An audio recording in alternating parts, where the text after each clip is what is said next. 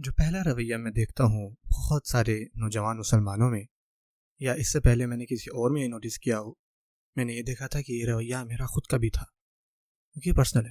اور یہ بات یہ ہے کہ جو قرآن مجید ہے نا، وہ میرے بارے میں نہیں ہے، یہ میری زندگی کے بارے میں بات نہیں کرتا، یہ ان زمانوں کی بات کرتا ہے جو بہت پہلے گزر چکے۔ اور وہ لوگ جن کو میں جانتا ہوں جو قرآن کی باتیں کرتے ہیں، وہ ایسا لگتا ہے کہ کوئی 500 سال پرانے لوگ ہیں، وہ آج کے لوگوں کی طرح نہیں لگتے۔ اور یہ لوگ جب یہ بولتے ہیں تو ایسے بولتے ہیں کہ ان جیسا پھر کوئی نہیں بولتا۔ میرے دوست ایسے نہیں بولتے، جو میرے کولیگز ہیں وہ ایسے بات نہیں کرتے، جو میرے پروفیسرز ہیں اسکول میں، میرے ٹیچرز ہیں وہ ایسے بات نہیں کرتے۔ اور یہاں تک کہ آپ کسی خطیب کے دوست بھی ہوں، اور جب آپ ان سے پرائیویٹ میں بات کر رہے ہوں تو وہ آپ سے بالکل آرام سے بات کر رہے ہوتے ہیں، لیکن جیسے ہی وہ ممبر پہ جاتے ہیں تو ان کی ایک دم لہجہ بدل جاتا ہے، ایسا لگتا ہے کہ وہ اس وقت سے ہے ہی نہیں۔ جو پہلی رویہ یا پہلی چیز میں نے نوٹس کی تھی دین کے لحاظ سے، چاہے وہ قرآن ہو حدیث ہو، وہ یہ تھی کہ یہ سب چیزیں جو ہے نا، یہ آج کے وقت کے لیے نہیں ہے، یہ پرانے لوگوں کے لیے، یا جن کی پرانی سوچ ہے یہ ان کے لیے۔ ایسا ہو نہیں سکتا کہ آپ اس دین کے ساتھ آج کے ماڈرن زمانے میں رہ لیں، یہ پہلی وجہ۔ اور جو بہت سارے لیکچر میں نے سنے، ان میں نے صرف یہی سنا کہ اتنے برے وقت یہ چل رہے ہیں اور کتنے اچھے وقت تھے جو گزر گئے، ان میں صرف یہی ہوتا تھا کہ جو یہ وقت ہیں یہ بہت برے ہیں، اور جو پرانے وقت تھے وہ بہت اچھے تھے۔ تو میں نے یہ خود سے کہا کہ ٹھیک ہے، پرانے وقت تو ختم ہو گئے، پرانا زمانہ گیا، تو پوائنٹ کیا ہوا دعوت کرنے کا؟ یہ پہلا مسئلہ تھا۔ جو دوسرا مسئلہ میں نے نوٹس کیا، اور اگین یہ چیز پہلے میں نے خود بھی نوٹس کی، اور یہ چیز میں نے بعد میں نہ صرف سینکڑوں ہزاروں بلکہ لاکھوں نوجوانوں میں دیکھی ہے۔ وہ یہ سوچتے ہیں کہ یہ کتاب یا یہ دین جو ہے یہ بہت سخت ہے اور یہ مشکل ہے، اور اس کے اندر ایسے قانون ہیں، ایسے اصول ہیں جو آسان نہیں ہیں، کہ اس میں ایسی چیزیں ہیں کہ بہت ساری چیزوں سے روکتی ہے، اور یا بہت ساری چیزیں کو کرنے کو کہتی ہے، اور اس کے جو اصول ہیں یا شرطیں ہیں یا رولز ہیں وہ بہت زیادہ ہیں اور بہت ہیوی ہیں، آپ کر ہی نہیں سکتے۔ اور اگر آپ یہ سب کریں گے نا تو آپ بہت ہی کوئی انتہا پسند بن جائیں گے۔ یہ ہو ہی نہیں سکتا کہ آپ ایک عام خوش انسان ہو اور اس کے ساتھ ساتھ ان رولز کو بھی فالو کر رہے ہیں۔ اور آپ یہ بھی دیکھتے ہیں کہ لوگ جتنا زیادہ مذہبی ہوتے جاتے ہیں نا، اتنا ہی زیادہ ان کے اندر نا غصہ آتا ہے، غم آتا ہے، اتنے ہی وہ سخت ہوتے جاتے ہیں۔ تو جتنے بھی مذہبی لوگوں کو میں جانتا تھا وہ ساری بہت ہی غصے والے لوگ تھے۔ میں نے سوچا میں نے ان جیسا نہیں بننا، اور میں نے یہ سوچا اس وجہ سے کیونکہ یہ اس دین کو فالو کرتے ہیں۔ یہ دین مشکل ہے، سخت ہے، اور اس کو فالو کر کے لوگ بھی جو ہیں وہ سخت ہو جاتے ہیں۔ اور اگین وہی بات، میری خود کی زندگی میں میں مسلمان پیدا ہوا تھا، لیکن وہی بس نامی مسلمان جیسا ہوتا ہے۔ پتہ ہوتا کیسا، اگر میں دیکھتا تھا کوئی داڑھی والا شخص آ رہا ہے تو میں کہیں اور بھاگ جاتا تھا، کیونکہ وہ مجھے بار بار یہ یاد دلاتے تھے کہ کتنا میں برا ہوں، کتنا میں جہنم میں جا رہا ہوں، یا یہ کہتے تھے کہ جاؤ یار جا کے نماز پڑھو، یا بھائی آپ یہ کیوں کر رہے ہیں، یا آپ نے ایسے کپڑے کیوں پہنے ہیں، آپ کیا سن رہے ہیں، کیا دیکھ رہے ہیں آپ۔ میں کہتا ہوں یار میں نے آپ سے باتیں نہیں کرنی، مجھے اکیلا چھوڑ دیں، میں پیزا کھا لوں۔ آپ وہاں بیٹھے ہیں، ریلیکس کر رہے ہیں، اپنا پیزا کھا رہے ہیں، اور ایک بندہ آتا ہے داڑھی کے ساتھ ریسٹورنٹ میں، آ گیا، اتنے سکون سے میں پیزا کھانے کی کوشش کر رہا تھا، اس کو بھی آنا تھا۔ یہ دین بھی مشکل ہے، اور وہ لوگ جو اس کو فالو کرتے ہیں وہ بھی سخت اور مشکل لوگ ہیں۔ یہ دوسرا رویہ ہوتا ہے۔ اور جو تیسرا رویہ ہوتا ہے کہ جب بھی وہ سنتے ہیں، یا جب بھی میں نے سنا، جب بھی لوگ اللہ تعالیٰ کے دین کی بات کرتے تھے، وہ مجھے یہ نہیں بتاتے تھے کہ مجھے کیوں مسلمان ہونا چاہیے، وہ صرف بتاتے کہ بھائی تم مسلمان ہو، یہ چیزیں جو تم نے کرنی ہیں۔ اور اگر میں کہتا تھا کہ میں کیوں کروں، تو آگے سے کہتے تھے کہ تم جہنم میں جلو گے اگر یہ نہیں کرو گے۔ تو میں کہتا میں کیوں مانوں یہ سب چیزیں؟ بالکل سوال نہ کرو بھائی، تم کافر ہو جاؤ گے اگر ایسا سوال کرو گے، تو تمہارے اندر ایمان نہیں۔ اور اگر آپ اس بندے کے پاس جائیں، امام صاحب کے پاس جس نے وہ سیم لیکچر دیا تھا، اور آپ اس سے جا کے پوچھیں کہ ہمیں کیسے یقین آئے، کیسے تسلی ہو کہ جو ہمارا مذہب ہے وہی صحیح ہے، ہمیں کیسے پتہ لگے گا کہ یہ صحیح دین ہے، اللہ کا صحیح دین؟ تو آگے سے وہ شیخ جہاں ہوتا کیا جواب دیں گے، اور یہی مجھے دیا تھا انہوں نے کہ آپ بیٹا آپ جائیں، آپ جا کے وضو کریں اور 2 رکعت نفل پڑھیں، کیونکہ آپ کو نا شیطان وسوسے کر رہا ہے۔ اس سے پہلے کہ میں گیا اور میں نے وضو کیا، 2 رکعت نفل پڑھی، لیکن میرا سوال وہی رہا کہ ہم اس دین کو کیوں فالو کر رہے ہیں. اور جب بھی میں یہ سوال پوچھتا تو لوگ کہتے ہیں استغفر اللہ العظیم، کیسے پوچھ سکتے ہو تم یہ سوال، ایسے سوال نہیں پوچھتے. انا للہ و انا الیہ راجعون. کیا تمہارے والدین کو پتہ ان باتوں کا؟ عقل کریم بیٹھو میں آپ پہ تھوڑا رکیا کرتا ہوں،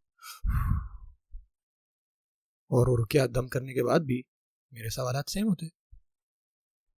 تو پتہ پھر کیا ہوا، میں کیا سوچنے لگ گیا. اور آج اتنے سارے نوجوان کیا سوچتے ہیں اس ایکسپیرینس کے بعد کہ ان لوگوں کے پاس نا میرے سوالوں کے جوابات ہے ہی نہیں. سب سے پہلی بات، یہ جو لوگ ہیں یہ چاہتے ہیں کہ آپ ایسے رہیں، آپ مطلب آج کے دور میں نہ رہیں، آپ پرانے دور میں رہیں، پرانے لوگوں کی طرح رہیں. پہلی بات یہ تھی کہ یہ سب باتیں ایرریلیونٹ ہیں، آج کے دور پہ اپلائی نہیں ہو رہی. اور دوسری بات، یہ سخت ترین لوگ. اور تیسری بات، یہ لوگ میرے سوالات کے جوابات نہیں دے، یہ سمجھتے ہیں کہ میرے جو سوالات ہیں وہ برے ہیں. یہ تین جو وجوہات ہیں یہ کافی ہیں کہ ان تین وجوہات کی وجہ سے نا وہ دین کو چھوڑ کے چلا جائے. اگر آپ کی یہ تین کنسرنز ہیں نا اور آپ کا کوئی تعلق نہیں ہے اسلام کے ساتھ، تو میں آپ کو یہ بات کہنا چاہتا ہوں کہ میں سمجھ سکتا ہوں جو آپ کے ساتھ ہوئی ہے. لوجیکلی آپ ایسے ہی کرتے. اور یہ بات میں آپ کو کہہ سکتا ہوں کہ جہاں جہاں میں گیا ہوں، چاہے وہ مسلم ممالک ہوں یا غیر مسلم ممالک، وہاں پہ مجھے ایسے ہی لوگ ملے. وہ تمام لوگ جو یہاں آ کے لیکچر پہ بیٹھتے ہیں، تو آپ دیکھیں گے یہاں پہ سینکڑوں ہزاروں لوگ آپ کو ملیں گے، چاہے وہ مسلمان تھے یا نو مسلم. ان کو یہ سب فیس کرنا پڑا، تقریباً سب کو. تو یہ وہ چیز ہے جو میں نے اتنا عرصہ جو ہے نا جس کو نوٹس کیا، اور میں اسی وجہ سے اتنا عرصہ قرآن سے دور رہا. اس کی پیچھے وجہ تھی، میں یہ سوچتا تھا کہ یار یہ میرے دور کے بارے میں تو ہے ہی نہیں، یہ سخت ہے، اس پہ میرے سوالات کے جوابات نہیں ہیں. کیسے ہو سکتے ہیں میرے سوالوں کے جواب؟ میں جاتا ہوں کالج، میں فلاسفی کلاس پڑھتا ہوں، اور فلاسفی کلاس میں یا سائیکالوجی کلاس میں یا اینتھروپولوجی کلاس میں جب میں فرائڈ کو پڑھ رہا ہوں، یا میں ایولیوشن کے ٹاپک پر ہوں، یا میں ماڈرن یورپین فلاسفی کو دیکھ رہا ہوں، پڑھ رہا ہوں، تو کیسے ہو سکتا ہے کہ یہ کتاب جو 1400 سال پہلے آئی وہ میرے سوالات کے جواب دے؟ میرے سوالات کے جوابات نہیں ہو سکتے. یہ میری سوچ تھی. تو اسی وجہ سے آج کے اکثر نوجوان نہیں چاہتے اس کتاب کی طرف. لیکن اللہ تعالیٰ کے تحفوں میں سے ایک تحفہ مجھے ملا،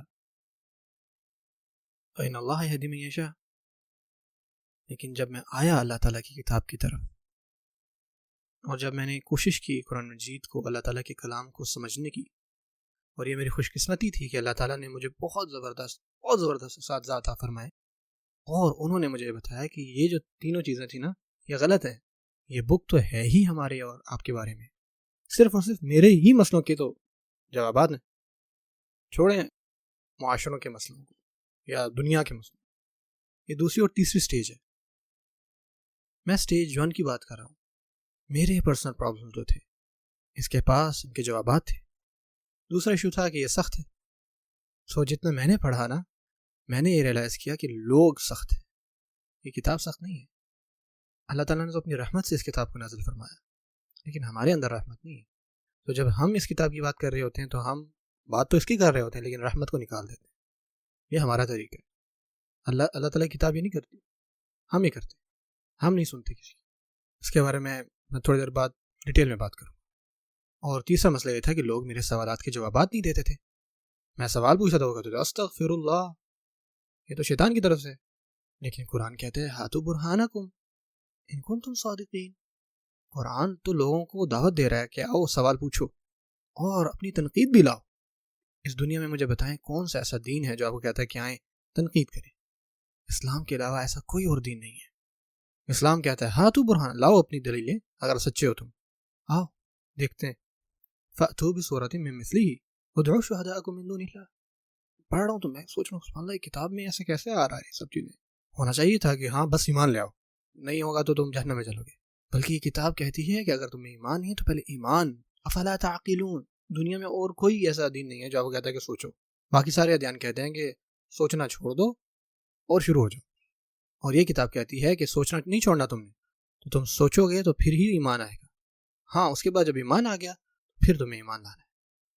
ہم ہمیشہ یہ بات کر رہے ہوتے ہیں کہ نان مسلمس کو کیسے دعوت دینی ہے.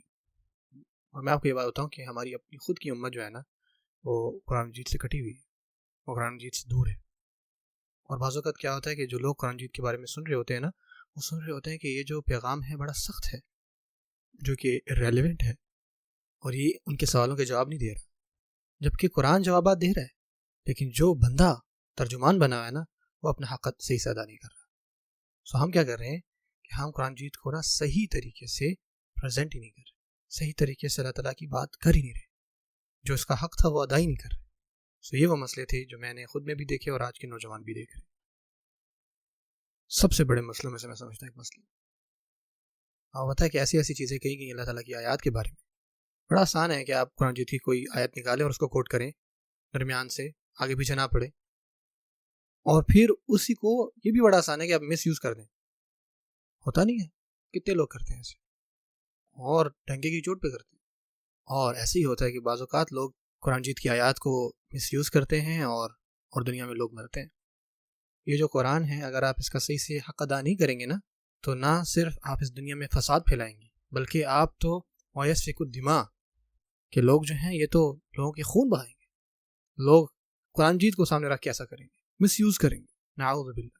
اور یہ ہو رہا ہے، قرآن مجید کو لوگ استعمال کر کے کیا کرتے ہیں، لوگوں کو دور کرتے ہیں، اور یہ ہو رہا ہے، ہمارے دور میں ہو رہا ہے۔ لوگ قرآن کی باتیں کر رہے ہیں اور اس طرح سے بات کر رہے ہیں کہ مسلمان یہ کہتا ہے کہ یار اب میں مسلمان نہیں رہنا چاہ رہا، میں یہ دین چھوڑ دوں گا۔ یہ ہے ہمارے دور کا المیہ۔ سو یہ تھی ٹریجڈی پارٹ۔